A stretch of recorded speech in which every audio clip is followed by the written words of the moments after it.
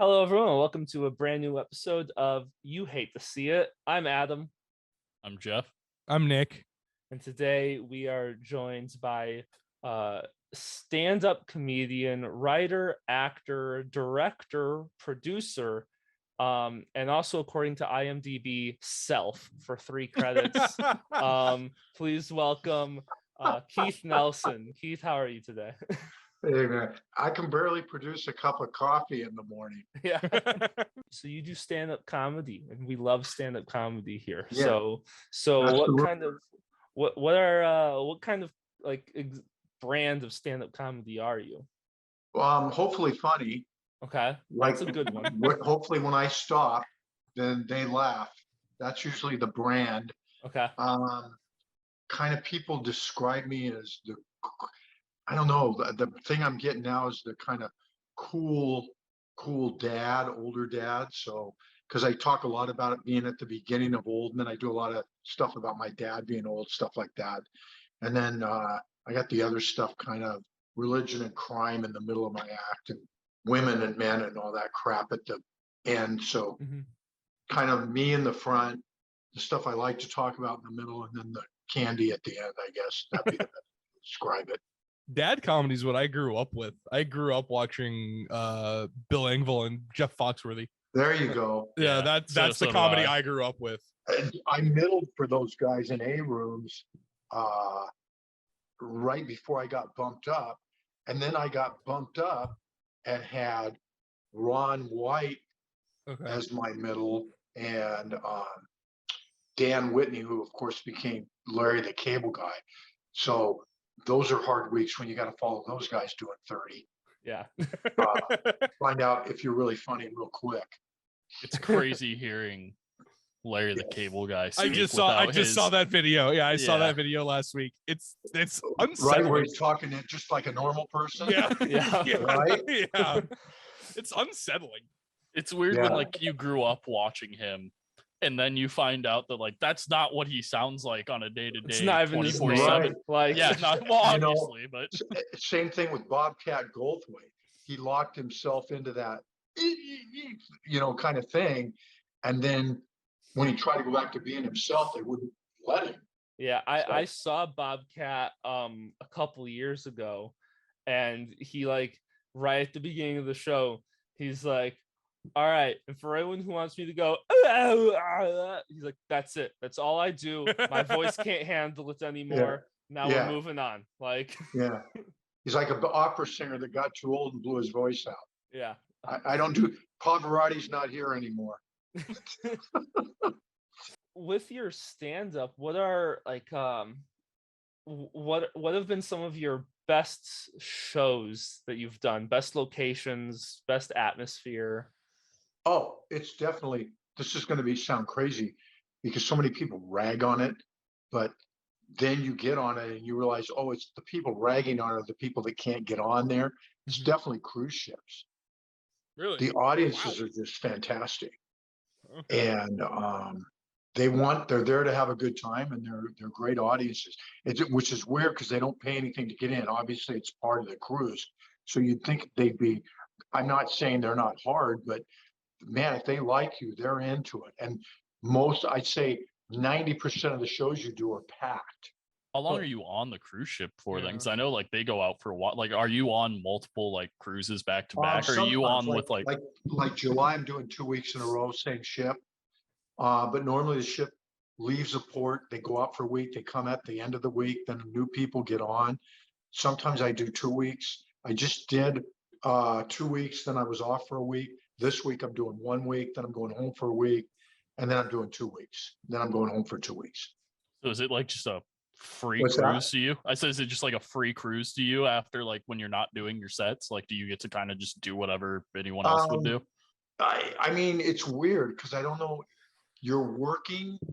So, I mean, I never think of it, oh, good, I get to go on a cruise. I always think of it as I'm going to work. But, I mean, obviously, it's a good job. I get paid pretty well for it, and people enjoy it. There's usually a day off once a week where there's no comedy. There's one day off. So that's the day I kind of chill in the sun and walk, maybe go into port or something if it's at like the Bahamas or St. Thomas or St. Martin or, Somalia. So Great place to go to port. Oh yeah. Man, Yeah, look, when I was man, on, when I was on North Korean cruise lines, which is a Yeah. long cruise, 7 years, very hard to get off. they have really high quality medicinal RPGs. Yeah. I'm one of the few people on North Korean cruise lines to actually make it out of my cabin to the pool. And I went down the slide and it shot me right back into my cabin. So, yeah. So when you're doing comedy on a cruise, do you have to have different sets or? Yes. Okay. That's why I think of the guys that complain about cruises. They don't, first of all, they're not good enough to get on the cruises because all the guys are good. You have to have, and it just depends on which ship you're on. Like on Carnival, you have to have 2 adults, 30 minutes, and 1 squeaky clean, 30 minutes. That's the minimum. What they really want you to have is 5 different shows, but there's not very many people that have 2.5 hours of material. I mean, 90 is a lot. Then on Norwegian, I think it's 2 45s. Holland, it's 45 and 20. And then I think Royal is like 2 different 30s. So it just depends on which ship you're on. And if you're bad, do they just throw you overboard? Yeah. Okay. Yeah, that's take you up to the 10th floor and drop you. I was gonna say that's a long fall. Cruise ships That is a are long massive. Yeah, you're falling so far that halfway down you can't scream anymore because you're too tired to scream. Just waiting for the impact with the water at that point. Couldn't you drop me off on the 5th floor so I could scream all the way down? Yeah. Well, at least you have time to like catch your breath before you hit the water. Like, Yeah, I think that's important. Honestly, you might have enough time to write another set, and you might halfway down be like, "Wait, guys, I have it now. yeah. Give me another chance. Pull that bungee cord up. Yeah. Do you think maybe those sets, like those people are always better because like most of them will probably see it as free, even though they like it's in their fees, and so they might they instinctively think it's free, so they just care less. It's weird because I think they're truly there to have a good time, so that's probably in your favor. But then I've heard horror stories. I heard this one comic last October. He gets on and he's in the main theater. They had 1,000 people in there, and literally like 2 minutes in, the whole room just got up and walked out on it. Mm-hmm. He just hated it.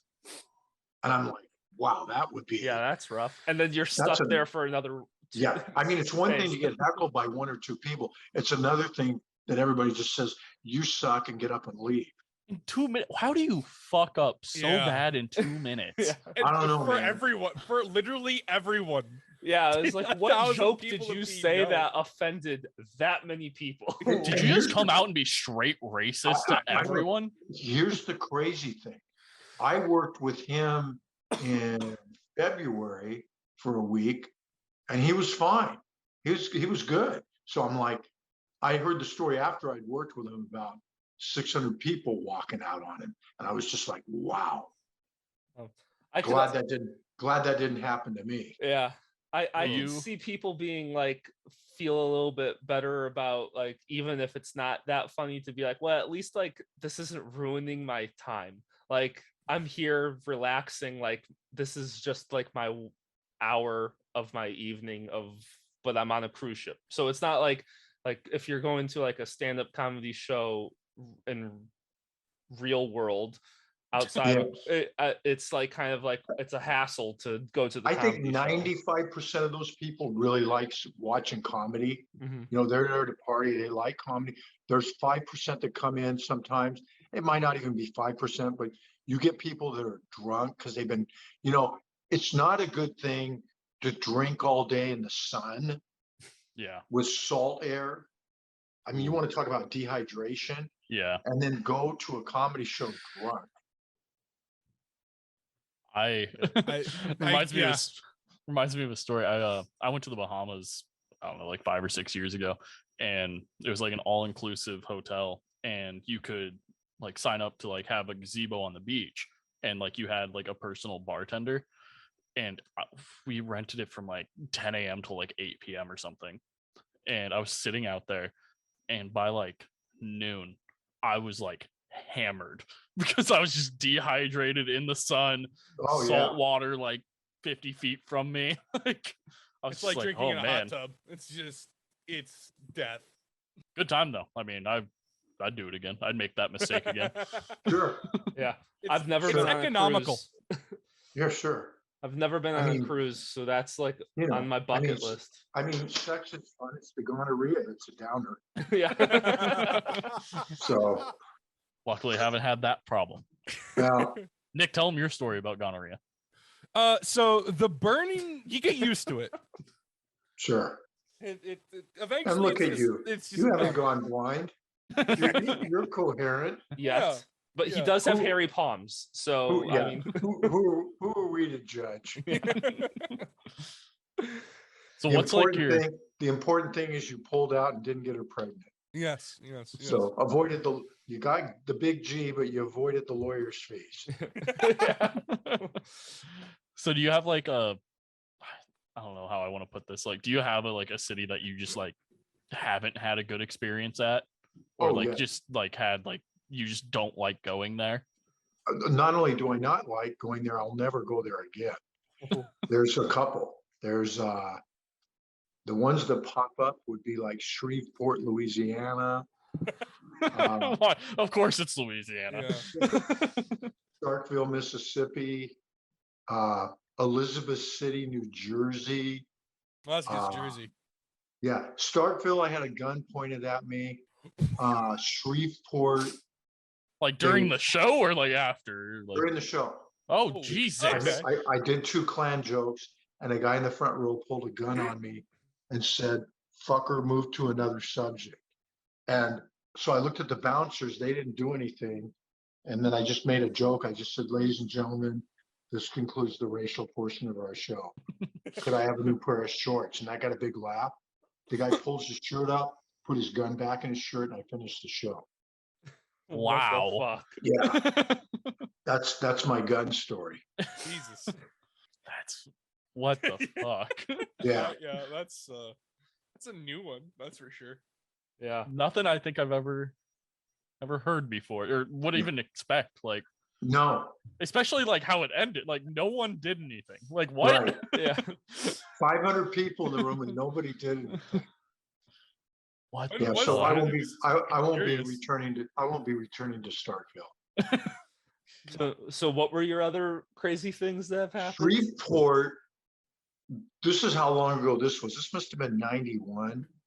I was headlining, Steve Harvey was the middle, Wow. and they kept calling the N-word and heckling him, and the management didn't do anything. So I got on stage, and one of the women that had been heckling him said something to me, and I said, "Listen, you," and I used the C word. I said, "If you say one more word, I'm going to take this microphone stand and ram it up your ass. And any of you assholes with her." And then I proceeded to die for 45 minutes. And then on Monday, the booker calls me, and it's really funny. He goes, he's from Texas. He used to be Buddy Holly's manager a long time ago. He's really old dude. And he Jeez. says to me, "Keith, they've requested that you not come back to Shreveport." And I go, "Ken, I'll never go back to Shreveport. They could offer me a house," and I would. And then I told him the story, and he said, "Hey man, I'm really sorry." And then he continued to work me in all his other rooms, but I never went back to Shreveport after that. Jesus. Jeez. Comedy's dangerous, Yeah. man. And It- this it isn't can even be. like modern day comedy. Yeah. Like this No. is like No. And then I've been in one fist fight where a guy threw a beer at me, and then I never got booked back in that room. He threw a beer at me and hit me in my suit, and then I jumped over the table and kind of gave him a thrashing, and then that was the last time I worked that room. So Did you proceed to do 45 minutes after that one or? no, that was the end of the show. It was over. Have you ever worked anywhere with like chicken wire, like shady, Yeah, really shady places? No, but I played. It's funny you should mention that. I played a basketball game because I played 2 years overseas. I played 1 year in South America and then 1 year in Asia. And we had a game in, 81, Valparaiso, Chile. We come in, and the first thing we notice is we're walking across the gym floor is there's chicken wire to keep, in the stadium kind of. So we go, oh, this is going to be interesting. So the fans are yelling shit and stuff, and they're throwing. When you come down their side of the sideline, they throw pennies and hit you in the head and shit.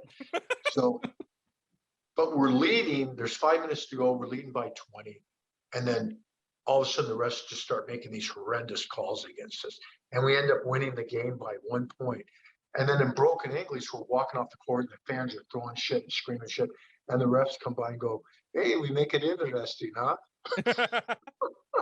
Where was this one? Valparaiso, Chile. Jesus. So Yeah. so you played what? Just pro and outside of the US? Yeah, 1 year in South America and then 1 year in Asia. And I'll tell you another story. We played a game up in I think it's called Santa Maria. It's on the coast of Colombia. We check into the hotel, and there was holes in my window and some of the other players. So we go to the front desk, goes, "What's with the holes in the window?" Senor, we recommend you take your mattress and put it on the floor and sleep on the floor. We've been having a little problem with the drug wars lately. Jesus. All right, so we need to add professional basketball player to the IMDb. I don't So know if I think there's some like basketball, at the bottom or something where under special skills, kind of like Liam Neeson, I have a set of special skills. You think in your prime you could beat Adam Sandler? Yeah, Yeah. I think it would be very, very ugly. Oh wow. Yeah. These guys think, look, man, look, not to pat myself on the back, but I was a 7'4" high jumper. And then I did hold the master's record at 45 for the high jump at 6'6" for that age group, 45 to 49. So Jesus. I was still playing in A leagues and rec ball till I was about 52. Has to And be then fun. finally I just decided, okay, I've had enough. Or maybe they had enough of me. Finally just hung him up. Yeah.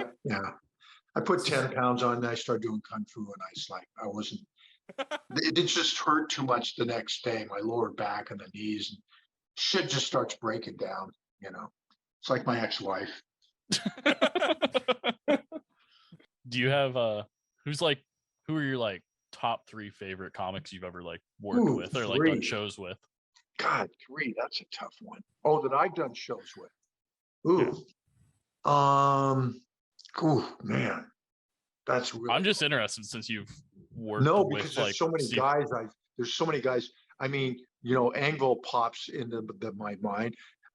There's probably 10 guys I've worked with are really, really good. I'm just like, when I was middle in A rooms, because I worked with so many good guys before I got bumped up, like Engvall, Brian Reagan, Rich Scheidner, Larry Miller.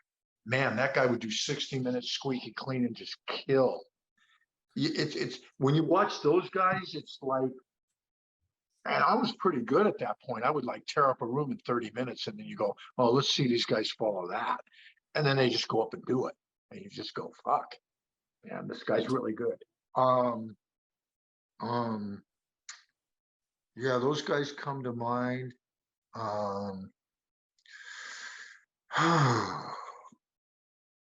Yeah, I'd say that's a pretty good list. Then guys I've seen live, I don't know, Rock is probably my favorite. Rock and Chappelle. They're both really good. Yeah. My favorite though of all time, my favorite thing I've ever seen to this day, I watch it once a week just for inspiration, is Ricky Gervais the last time he was on the Globes. It's 7 minutes of just brilliance. I love Ricky Gervais. Oh my God. So good. To go out and they know they're going to get roasted and they hate him, and he just doesn't give a fuck. Yeah. Oh my God. He did some jokes on that one where he goes, what was the joke he did? Oh, it was just brilliant. He said, he did something with Epstein. I remember that. He yeah, did like an Epstein joke. He goes, he said he brought up Epstein, and then he goes, and all you pedophiles out there, and then they started to boom, and he goes, I know he's your friend, but I don't fucking care. I think I think Ricky Gervais should host every award show, and Dude, because I think he also should be made. I think he should be made the host of every award shows till he dies. between Ricky absolutely. Gervais and Neil Patrick Harris, like the two of them need to host everything. Oh my And God, I know Ricky Gervais would turn around and beat the shit out of Will Smith. Like if Will Oh, Smith yeah. got up on stage, Dude, Ricky Gervais still would be like, can't "Let's believe fucking go!" Chris Rock Like took the slap and didn't do anything. I was stunned. I would not have done that. I would have gone to prison. It Like- looked like he wanted to, but Yeah. I mean, the Yeah. retaliation from that would have been horrible. Well, what about Chappelle getting mugged on Tackled. stage? Yeah. Yeah, people just, I'm a third degree black belt, but if you come on stage, I'm taking the stool. Yeah. And the bottom of those legs, you're gonna get one of those legs right in the ribs of the face. Yeah. You're getting one leg in the ribs, and you're getting the other leg right in the face. And see if you want to rush my stage again. Yeah. I don't know why. Like if you don't, They need to do agree it with to the Joe comedian- Rogan. While Yeah. Joe Rogan's up there, like on stage, someone needs to rush that man. I would love to watch him just Yeah. jitsu your ass into the next world. Yeah, I'm like, if you don't like a comedian's joke, just shut up and move on. I Like, what's the seriously point? don't get it. Like Carlin said, change the channel, walk out. No one's forcing you to be here. Yeah. I had a guy, because the hardest shows are usually the late night on the last night of the crew, because people are just tired and they're drunk, and they rotate. Some cruises you do the late one, and another cruise the next guy does it. And then this was about 2 months ago. I had the late show, and then there was only about 30 people in the audience, and they were spread out. And normally the room has about 250 people in it. So the rest of the people were just packing to get ready to leave the next day. And I'm literally taking the mic out of the stand, and this guy starts fucking with me. So I kind of look at him, I go, "Really, dude? I haven't even done my first joke, and you're already messing with me." He goes, "That's because I'm the entertainment." And I go, "Oh, I'm sorry. I thought I was the entertainment. My mistake, my faux pas." And then for the next 15 minutes, I couldn't get to a punchline. He just kept interrupting. And at first I tried being nice, then I tried being nasty, and I just tried nailing him.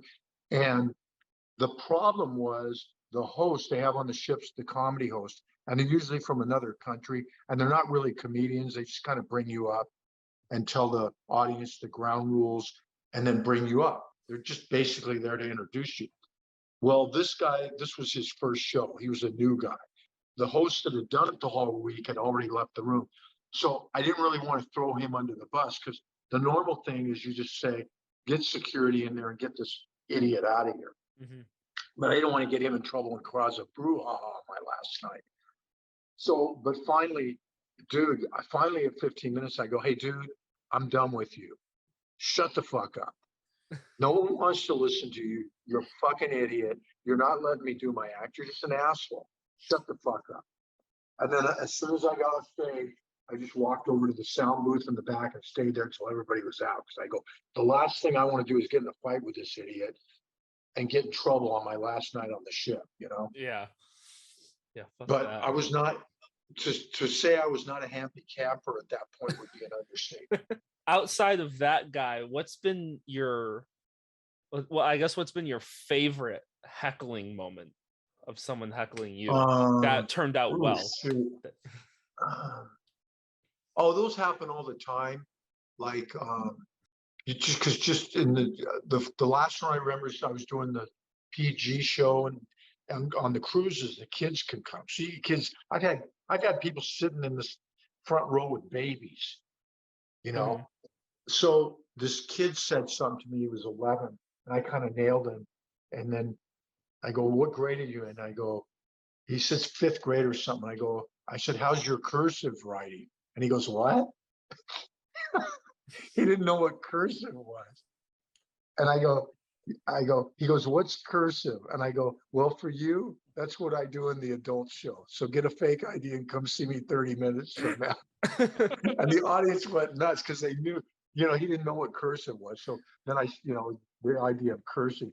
So just stuff like that, I had a lady, what was it? That was another one. Oh, I had a lady about 2 months ago on Carl, and she was in the front row, and she was white trash. She was from Tennessee or something. She was just wearing the worst clothes and just shit faced. And she couldn't even help herself. It wasn't even like she was trying to be an idiot. She just was an idiot. Mhm. And I don't even remember what I said, but it just, I was supposed to do 30 minutes. I would say 15 minutes was off of her. And it just got to the point where the audience just wanted to kill her. That's just so drunk. And then you'd see her on the ship the rest of the week, and everywhere you'd see her, she was just trashed. So it was just like she had apparently come on the ship and just gone on a 1 week binge. I mean, I feel like that's what you do on a cruise ship. yeah, like I'm sitting here and I'm like I understand all the sober people hating it, but that's living the life. Like that's Yeah. Oh, she was living it. yeah. I'm like, to be that drunk, not care, and just enjoy yourself to that extent. Like, Hey, fuck yeah. I was like, impressed that she made it from her cabin to my show that drunk. I give her credit. Honestly, it's probably not where she was trying to go. yeah. No, She just probably trying thought to find the other bar. she actually probably thought she was still in her cabin. Going to some of your other works that you've done. So you directed and were in and wrote a pilot, Electives. Yeah, boy, that's so yeah, I did this because I used to be a school teacher, so I came up with this idea for this show, and I brought this girl in to do it with me, and then we got a deal, but it was with a Black production company, and my agent's Black, but she's still my agent today, and so I'm all excited, and then my partner says, well, and this is what made me mad. It was my idea for the show. I just brought her in kind of help with production, because I didn't want to do any of that. I just wanted to star in my show, direct it, and write. I didn't want to overload myself with all that production crap. Mm-hmm. So, but I did put 8,000 of my money, borrowed 15 from my mom. So my money was all in that thing. And then she tells me, I'm not giving our show over to a Black production company so they can replace all our actors with Black people. Oh. What the hell? Dude, so I had to call my agent and say, hey, by the way, this show's not going to happen because my partner's a racist. What the, oh my God. Oh, that's unfortunate. Dude, that was in 2015. That took me about 3 years to get over. Yeah. I was so upset. And you couldn't get rid of your partner? I'd have to get her to sign off. And she's one of these, boy, I learned a lesson though. Be careful who you work with. Mm-hmm. Just ego, man, there's some people, in this business, man, you run into some people that their narcissism is so far off the charts. I really can see where people get in screaming matches or go crazy, Yeah. Yeah. We're still on the edge with Nick, so Yeah. Yeah, no, that's fair. I've been here for 2.5 years, and honestly, Yeah. It's rough. I think we're down from 2 hours a week of yelling at just me to, I want to say, about 90 minutes. Yeah. Sure. It's a hard. Yeah. It's yeah. We had to cut back the schedules. Yeah. Yeah. Well, you seem like a pretty tense guy. Yeah. Oh yeah, the tense. Everything drives me crazy. Yeah, it's probably the everything. gonorrhea. Yeah. Honestly, probably. Yeah. So between writing Electives and also being a writer on 8 episodes of Not for Nothing, what do you see as the difference between writing a stand-up show versus writing for TV? Well, first of all, when you write stand-up, it's me in a room with a legal pad. Mm-hmm. As Seinfeld said, as soon as you get into TV or movies, it's collaborative.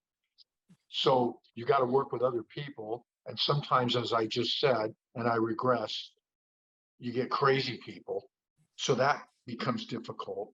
In an already difficult situation, you're already doing 14 hours a day. And you got to be highly focused, but yet relaxed.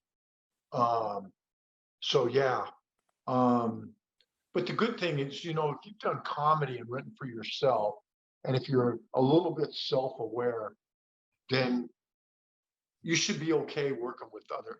Although a lot of comics are kind of crazy too. So that's, I'd say 75% of them are crazy, and then there's 25% of them that, you know, you could have in your house as a guest and it'd be okay. Yeah. I've gotten to the point now, I'm old enough, I just try to stay away from them. And, you know, I like when I'm in their presence, it's like, okay, this guy's crazy. I need to go to the other side of the room. You know, I just try to avoid him. When I was younger, I was probably one of them too. So then it's like, you know, you're so wrapped up in your own shit, you don't notice that everybody else is crazy. But as you get older and you kind of chill out, or you get with the right person and you're able to breathe a little bit, it's kind of like before you're in the water drowning, and then if you get with a good person, kind of become a little more self-aware, then now you're up on a life raft, kind of looking around, going, "Oh, there's a sky, there's an island over here. This is kind of cool." Yeah. That's the difference. So, and then can you tell us a little bit about your experience working on Not for Nothing? Well, that wasn't my project. So that was another guy's project. So he brought me in, and it was okay. The part I played, I wasn't wild about it, but you know, like again, that was his show. And it's good. It's good to do these shows because even if it like we did 8 episodes, then then COVID came, so then there wasn't any more episodes to do. But it's good to get those things under your belt because you can see what you did good and what you did bad, and then kind of learn from that. Mm-hmm. And I'll tell you something else. You realize why a guy like Eastwood or Scorsese, when you get good people, then you understand why they just work with the same people all the time. Yeah. Because why would you want to risk taking that person out and then bringing in a crazy person? Yeah. That's the one thing I've learned. I do not want to work with crazy people. It's too long of a day.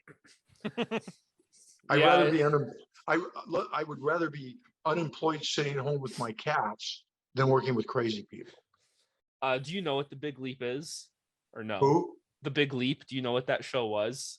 Yeah, I've heard of it. Yeah. So it's basically, it's kind of like a dance competition show, like a reality, like The Office, Parks and Recreation type dance competition, where they follow these real people around, and they're trying to find like high school dance competitors that didn't, for whatever reason, weren't able to pursue professionally and make them professional.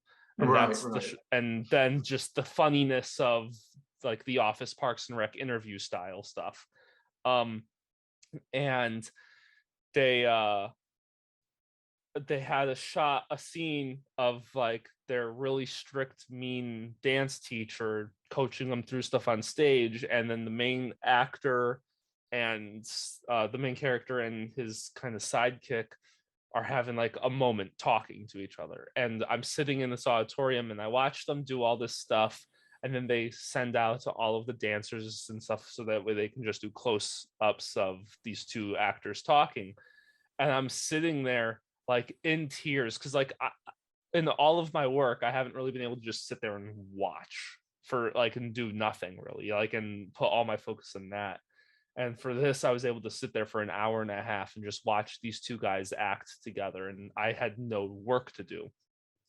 And I was like in tears, being like, I'm watching like a real moment. Like I was like blown away with the acting and the atmosphere of that. And that's why I love theater so much. But then I watched the episode on TV and there was no magic there. I was like, all right, like I guess that was just for those of us in the room, because I didn't feel the same watching it. But wow, interesting. Yeah. Because theater and TV is different. Yeah, I love theater. An example was, did I tell you about this when I was up in Boston and I went out with my friend one night and he took his silver Buick. He had a 7 silver Buick. It was really cool. And we went down to Falmouth to drink and we were going to get hammered, right? Mm-hmm. But we didn't want to drive him drunk. So we took this kid, Stevie, who was playing pool, and we threw him the 20 because he's going to drive our whole car home the next day. But he gets drunk and passed out in the back of our car. So now we're trying to drive back to Boston the next night, shit-faced, cars going all over the place. We wrapped the car around a pole. Mhm. Okay, Oh shit. now that's a scene from a David Mamet play that I just did. That's like a page. But could you tell any difference between that and when I was talking right before I was talking? Yeah. No. That's TV and movie acting. Yeah. See, I it has to be. Oh, go ahead. Sorry. No, I love theater so much. I watched I had a theater minor in college, and I watched so much theater. And the good thing about theater is you can take a theatrical actor, because again, the whole thing is projection and, you know, making sure everybody in the theater can hear you and see what you're doing. And then you just, if you're a good director, you should be able to take a theater actor and say, okay, I want you to write what you're doing now, just bring it down. Mhm. Give me less and less and less of that. Because, you know, there's a difference between doing that and even what we're doing right now, which is like, you know, I'm in a really small box here, and so are you. So that's totally different than, I mean, right now you're barely moving your head, Yeah. but you know, it's real. Nobody would think you're acting right now. Yeah. It's real, but you're still, because you're in a small area. Well, yeah, like the whole difference is like to make the audience feel uncomfortable for you in a theater is different than in the film or TV, because like Two different things. because like to make the audience feel uncomfortable, all it really means is like putting the camera here. Yeah, Like I now didn't we're like all that. uncomfortable. Yeah, I didn't like now that. you're Right. uncomfortable. Please don't Nick. do that again. right. And that Yeah. like that's all it took. And but yeah, I wish I could remember the name of the play, but it was on the set was on a turntable, and so there was 3 sets all within each other, and it would turn around for whatever was happening.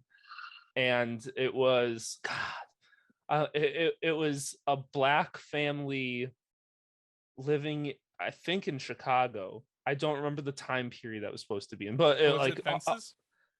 I think it might have been Okay. Fences. Because that sounds very similar to Fences. Yeah, like so it's just like basically just a Black family going through just normal turmoil that Black people had to go through back in the day. And like like the actors in it, who were just college students, were phenomenal. And Yeah.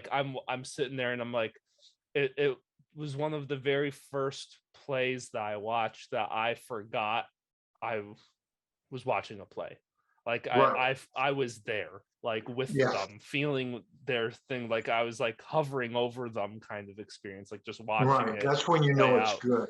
And I like it was like something happens that like they addressed the audience for something, and Right. like all of a sudden I got taken out, and I was like, oh god, like this has been so powerful, like this is amazing.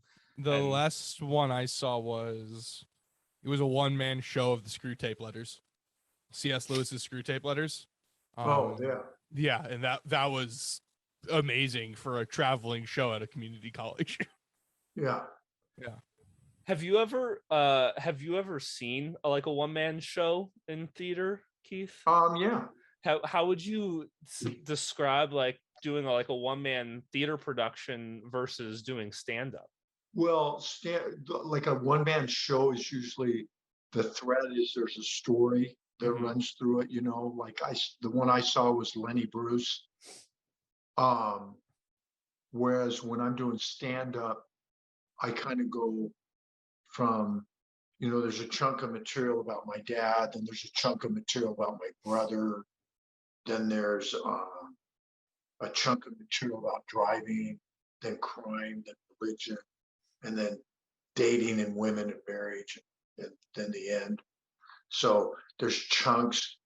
The threads are usually the last joke about, you know, my dad sets up the first joke about my brother, and the last joke about my brother. Like last joke I do about my brother is he got 2 DUIs, you know, And he doesn't even care, the cops pull him over. Sir, you've been drinking. And my brother's like, yeah. And the cop says, well, how many have you had? 23. Well, how can you remember that? Because there's 24 in a case and I got one left. You want to share it with me? Right? So then the next joke about driving is about jaywalking. So drinking and driving ends up being jaywalking. And then, then my last joke about jaywalking is about the cops are trying, giving jaywalking tickets to homeless people. And so then I'm talking about cops, and that leads into the crime material. So every bit has a segue into the next, but they're basically just jokes mostly. Whereas like a play, a one-man show, you could be telling jokes, but there should be a thread of a story there with a beginning, middle, and end. Usually, 3 acts, even in a one-man show. I would think that would be probably the difference. Okay. Although sometimes with jokes, there can be, there's one-liners, like a one-liner would be, my mom's 87, she's separated from my dad right now. She said she's going to start dating. And I go, well, carbon dating. Right. So that's like a one-liner, right? But then I got other stuff in my act where I got this bit about women where I say, all men should have at least 2 women. Now I know what you're thinking. Wow, what a little pervert. This old guy wants 2 women for himself. No, that's not what I'm saying. I'm saying no woman should have to put up with any man 24 hours a day. They should run that shit in shifts. Daytime, swing shift, graveyard. She gets off work. How was he? Well, he bitched and moaned for the first hour and a half. I gave him a couple screwdrivers. He slept the last 6.5 hours. Did you feed him? Yeah, you're good to go, girl. So then I say, because men are idiots. So when you call us idiots, women, we know this already. You're not telling us anything we don't know. We don't get mad when you call us stupid. But come on, you know this about us. You know you can't leave us alone for more than 2 or 3 hours at a time. You know we need constant supervision. You go to the store, you come home. I bought a Corvette on Craigslist. This is the shit we do. I said, this is the only reason women have children, so they can call home in the middle of the day and go, what's your father doing right now? Click. So that has a beginning, middle, and an end. That's more like a one-man show or a play, because it had a beginning, then it had a middle and an end, and then it had an end, versus doing like a one-liner. So that's what Chris Rock does well. He makes a statement about something, then he says it again, then he defends the statement, talks about it for a minute or two, and then makes a U-turn at the end with a great joke. Versus Seinfeld, who will make one observation and then kind of do a joke or two about it that's 30 seconds.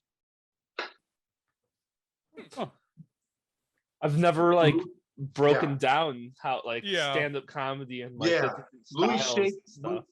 But the great thing about doing, here's the thing, set up punchline, you can get more laughs, but with the stuff that has a beginning, middle, and an end, you can get the audience in a trance. You can literally hypnotize the audience because you're talking about something for a long time. They become mesmerized. And the great thing about that is you can take the audience anywhere you want to go. You can go faster, you can get angrier, you can go slower. You can literally stop talking and look at them and they're still in a trance.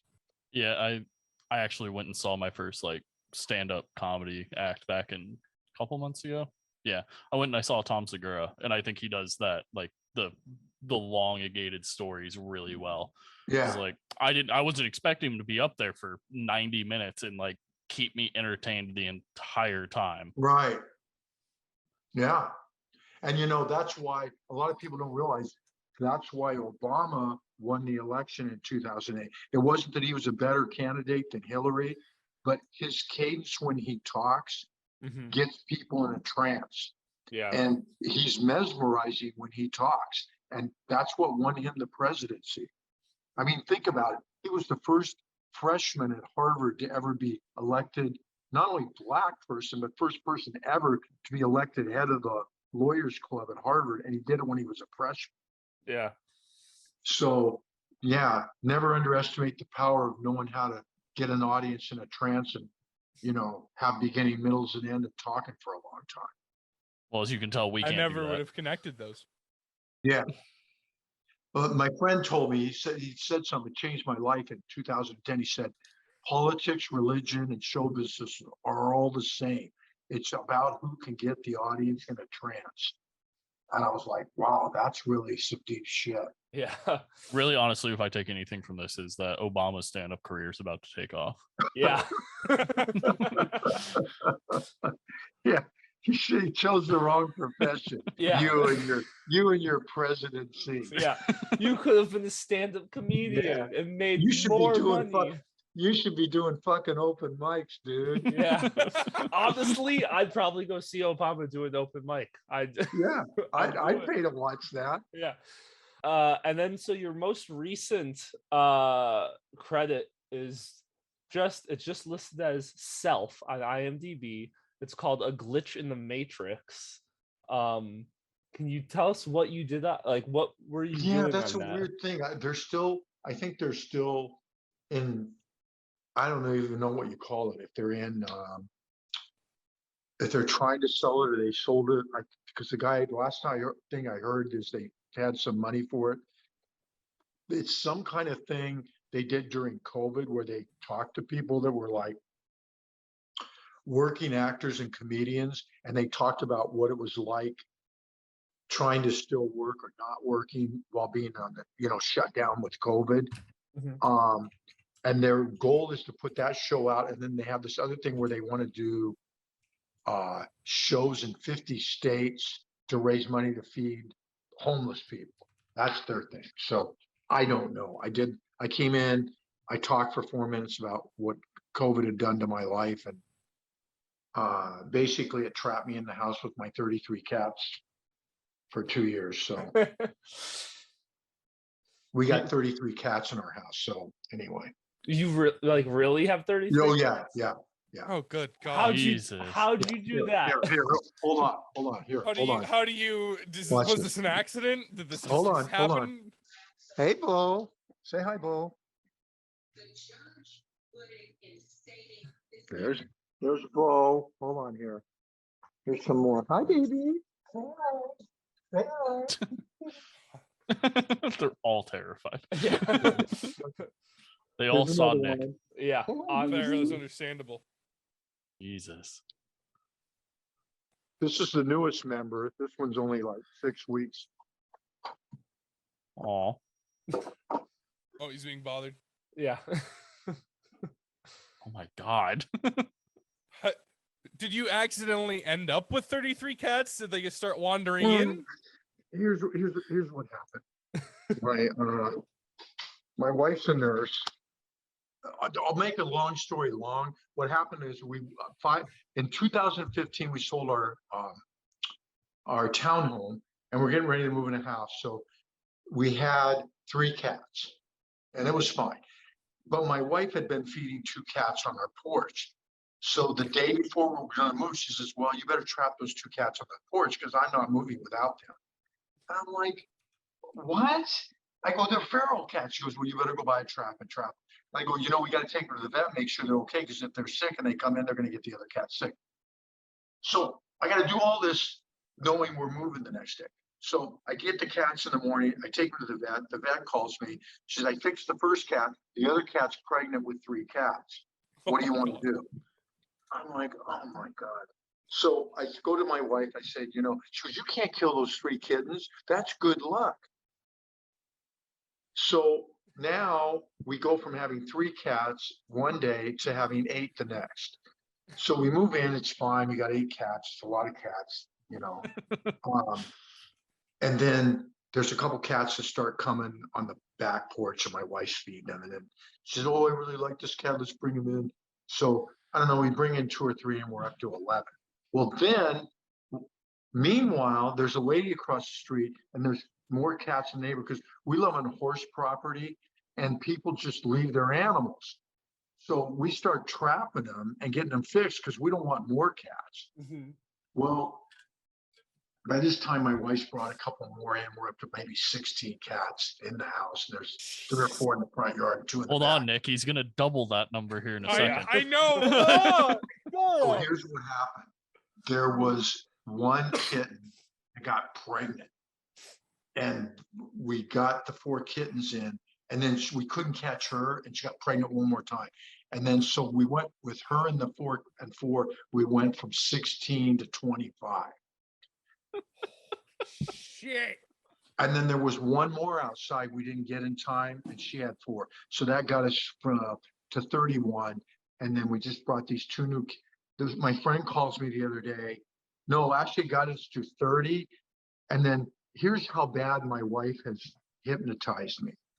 In December, I'm going along Facebook, and some girl that befriended me, she has a shelter like 10 miles up the road. And she had posted a picture of this kitty, black cat, kitten, missing an eye. And she said, hey, this kitty needs a home, da, da, da, da. And then I come back from like a ship 2 weeks later, and she has the picture up there again, nobody taking this cat. And I'm like, fuck, nobody's taking this cat because it's got one eye and it's a black cat. And, you know, these stupid people, oh, black cats are unlucky, bullshit like that. Yeah. So I call him and I say, okay, I got to go on a boat again in 2 weeks. For 2 weeks. If I come back and nobody's taking the cat, I'll come get it. Mhm. So sure enough, I get back and she said nobody got him. So I paid the $152, get him his 2 shots. He'd already been fixed. And so we brought him back and we named him Jack Sparrow because, you know, he's got one eye.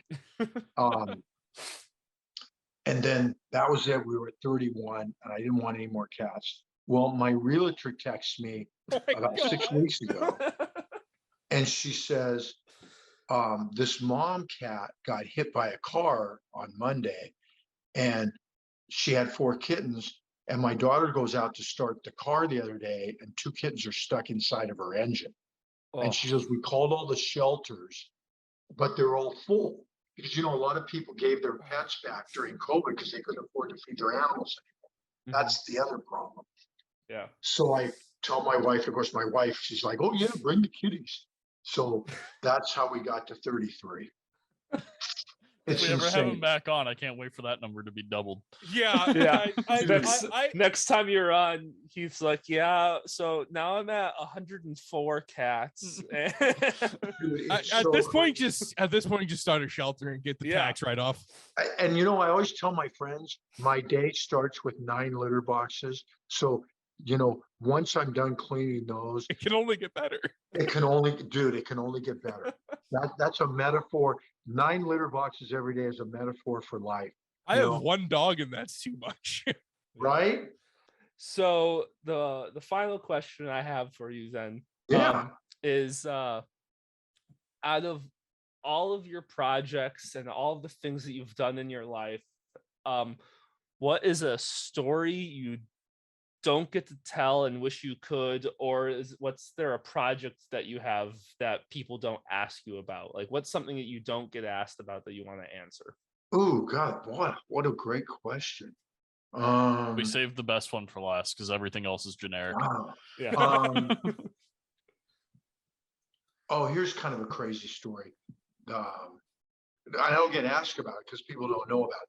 There was this movie called Mafia Kingpin, 1999. I can't remember the year. They had an open call.